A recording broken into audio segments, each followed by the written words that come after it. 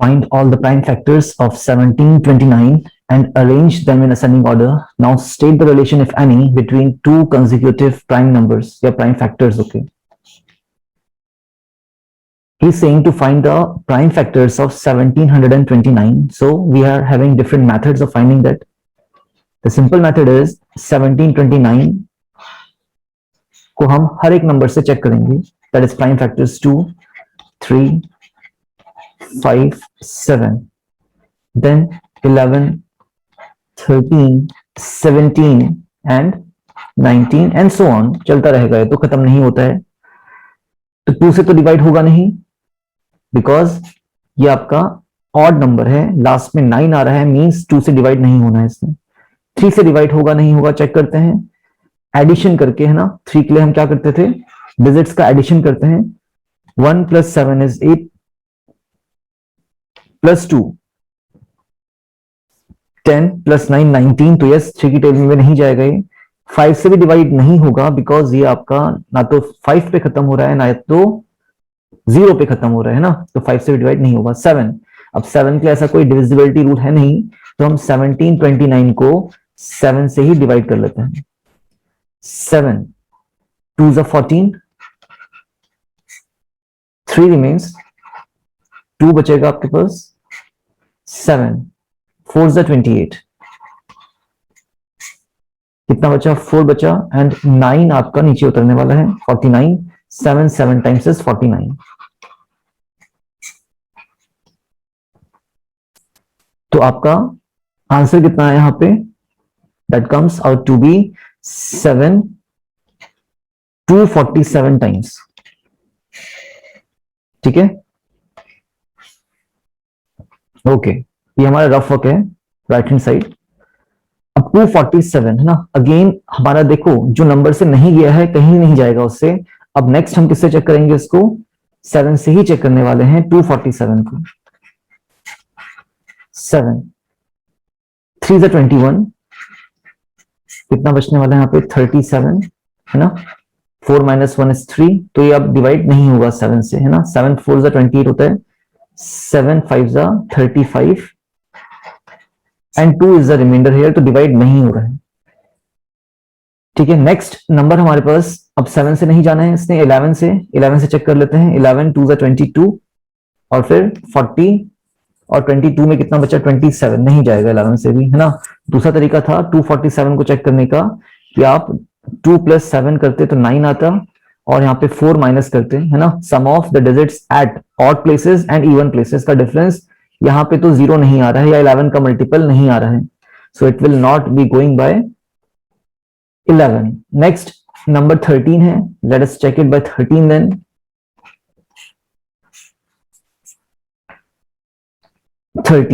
Okay, 13 1 is 13, remainder comes here 9, नहीं 1 बच रहा है यहाँ पे, सॉरी, एंड यहाँ पे भी 1 बच रहा है, 117, and 13 9 is 117. Okay, it is going completely by 13. So 13 how many times, 19 times. Next 13 से नहीं जाएगा, 17 से नहीं जाएगा, अभी आपका 19 से जाने वाला है. ठीक है, तो यहाँ पे 3 ही नंबर से गया है. The 3 numbers are 7, 13 and 19. ठीक हो गया, तो let's solve it by 19. 19 1 times is 19. Okay. Now in ascending order, now he's saying ना 1729, हम क्या लिखेंगे, factors of 1729 in ascending order are 7 into 13 into 19. These are the factors of 1729, prime factors. Okay. Now state the relation, if any, between two consecutive prime factors. अब इनके बीच का difference he is asking. 2 consecutive prime numbers जो हमने लिखे थे, prime factors लिखे थे, उनका डिफरेंस. consecutive का मतलब होता है एक के बाद एक. तो फर्स्ट हम लिख सकते हैं रिलेशन बिटवीन 7 and 13 पहला, एंड 13 and 19. तो बताइए क्या रिलेशन आ रहा है. तो यहाँ पे हम रिलेशन अलग अलग निकाल सकते हैं. हम रिलेशन यहाँ पे क्या देखना चाह रहे हैं कि भाई देख लेते हैं एक बार. 13 माइनस 7, 13 माइनस 7 कितना आ रहा है? 6. ऑल्सो 19 माइनस 13 करिए, 19 माइनस 13 भी कितना आ रहा है? 6 आ रहा है। तो ये इसका रिलेशन हो जाएगा। तो हमें कोई भी रिलेशन बताना था, यहाँ पे हमने एक रिलेशन बता दिया। The relation between 7 and 13 and 13 and 19 is there difference is 6। ठीक हो गया? तो आप इसको इस तरीके से कर सकते हैं। रिलेशन दिखाना था, आपने डिफरेंस बता दिया। सो आई होप आप लोगों को समझ में आया होगा कैसे करना है इसको। 7th, the product of 3 consecutive numbers is always divisible by 6. That is a statement and you must remember this statement. आपको इसको memorize करना है। The product of 3 consecutive numbers, कोई भी 3 consecutive numbers लीजिए, वो हमेशा 6 से divisible होंगे। Verify this statement with the help of some examples. तो देख लेते हैं। Example first, 3 consecutive numbers है ना, मैं ले रहा हूं 1, 2, 3। Now these are the 3 consecutive numbers. अब इनका हमें क्या करना है? प्रोडक्ट लेना था। तो इसको और तरीके से करें।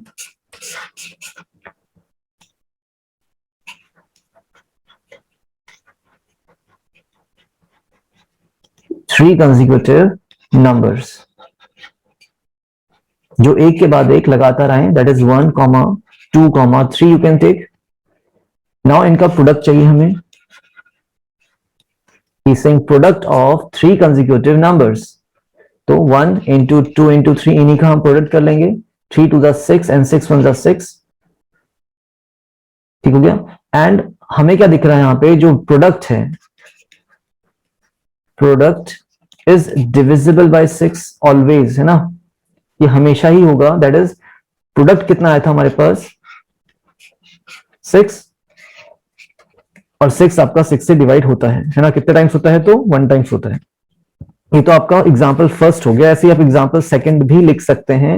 अगेन कोई भी 3 कॉन्जिक्यूटिव नंबर लीजिए। कॉन्जिक्यूटिव का मतलब जो एक के बाद एक लगातार आ रहे हो, one after the another. Like 11 ले रहा हूं मैं, 11, 12, 13, थोड़ा बड़ा नंबर हो गया, नो प्रॉब्लम इन दैट। इनका हम प्रोडक्ट करने वाले हैं।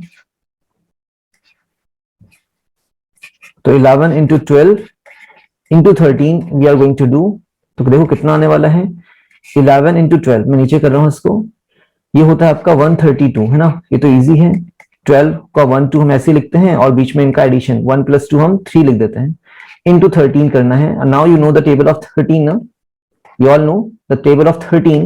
So 13 2s are 26, 2 carry, and 13 times कितना होता है? 169, and 169 + 2 171। ठीक है?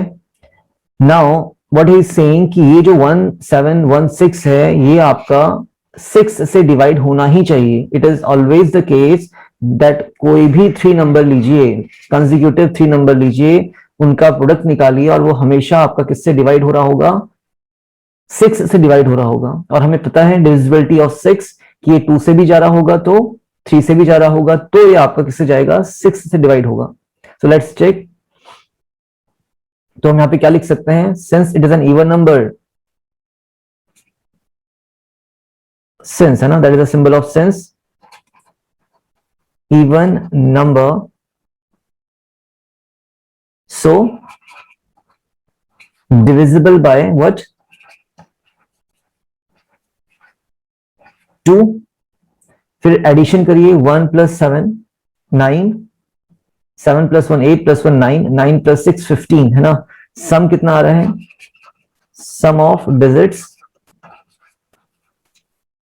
इज 15, है ना? तो और 15 किसका मल्टीपल होता है? 3 का। सो डिविजिबल बाय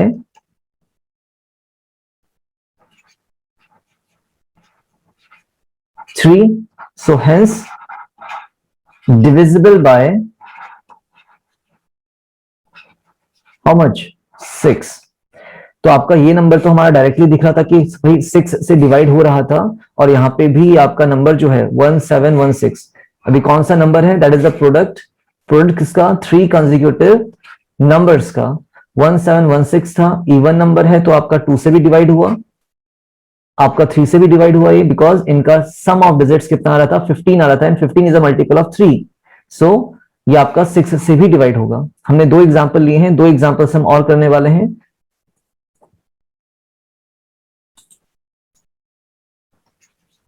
एग्जाम्पल थर्ड है ना, 1-2 एग्जाम्पल और करते हैं इसका। नंबर्स ना, 3 कंसेक्यूटिव नंबर्स,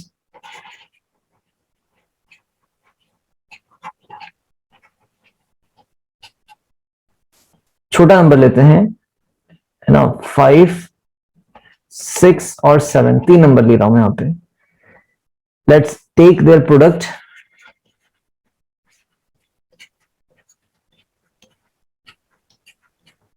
तो 5 6 इज 30 एंड 7, तो कितना आ गया, 7 3 इज 21, 210 आ रहा है आपका, ठीक है। सिंस लिखा जाएगा यहां पे इवन नंबर है, सो इवन नंबर है ना, सो डिविजिबल बाय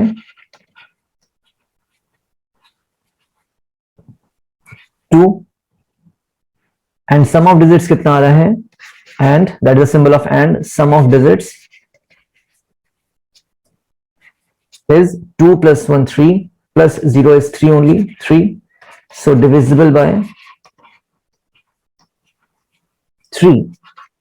दोनों की हमने डिविजिबिलिटी लगाई है, टेस्ट ऑफ डिविजिबिलिटी, कि भाई 2 से भी डिवाइड हो रहा है, 3 से भी डिवाइड हो रहा है, सो या हेंस जो आपका प्रोडक्ट था, प्रोडक्ट कितना, 210 इज डिविजिबल बाय 6। आप डिवाइड करके भी देख सकते हो है ना, बट हमने इसको इस तरीके से किया है बिकॉज हमने डिविजिबिलिटी पढ़ी थी नंबर्स की, तो हमने उसको अप्लाई किया यहाँ पे। तो एग्जांपल नंबर 3 मैंने किया है, एक एग्जांपल 4th आप खुद करने वाले हैं, डू बाय योरसेल्फ, ठीक है, खुद कर लीजिएगा इसको, डू इट बाय योरसेल्फ, इसको लिखना नहीं है, इसका मतलब है कि ये आपको खुद करना है। Example number 4th, the sum of 2 consecutive odd numbers is divisible by 4. Verify this statement with some examples again. 2 consecutive odd numbers is divisible by 4 he is saying। देखिए odd numbers की बात हो रही है, we are talking about odd numbers और वो भी consecutive हैं, तो लिख लेते हैं example number first, 2 consecutive odd numbers. सबसे छोटा कौन नंबर होता है ऑड हमारे पास, 1, और उसके बाद जो कंसेक्यूटिव ऑड नंबर आता है 2 तो नहीं होता, तो 3 होता है। एंड यू कैन सी सम कितना हो रहा है इसका, 1 + 3, इन्हीं का सम हमें करना था, ही इज सेइंग सम, तो 1 + 3 is yes 4, and you can see very clearly sum that is 4 is divisible by 4, ये 1 टाइम्स जाता है, ठीक हो गया। तो फर्स्ट एग्जांपल तो हमारा ठीक आ रहा है, एक एग्जांपल और देते हैं इसमें, example number 2, again we are writing 2 consecutive odd numbers,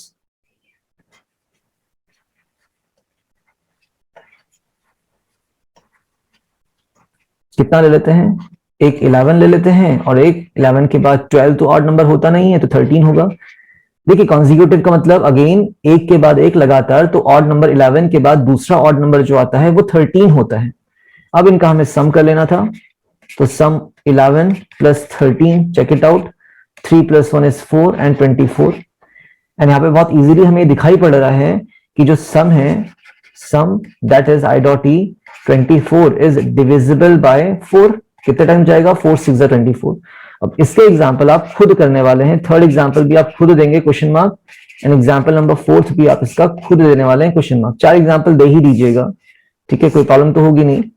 okay, note it down, आगे बढ़ते हैं। Okay, problem number 9th, what is saying, in which of the following expressions prime factorization has been done. 24 का prime factors ठीक है बिल्कुल, 2 3 6, 6 4 24 होता है, लेकिन 4 आपका प्राइम नंबर नहीं है। 7 2 14, 2 2 4, 14 4 56 बिल्कुल सही है, और यहाँ पे आपका प्राइम फैक्टराइजेशन हुआ है, ठीक है। 70 2 5 10, 10 7 70 बिल्कुल सही है, प्राइम फैक्टराइजेशन हुआ यहाँ पे भी। 2 3 6 एंड 6 9 54 होता तो है, लेकिन 9 is not a prime number, तो हम लिखेंगे since 4 and 9 are not prime factors,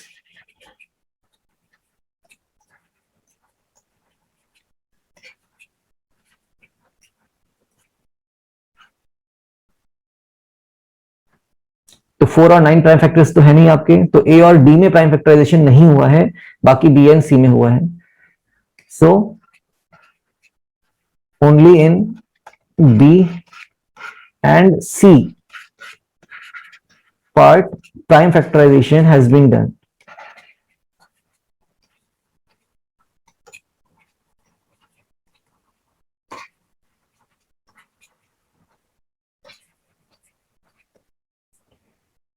Note it down.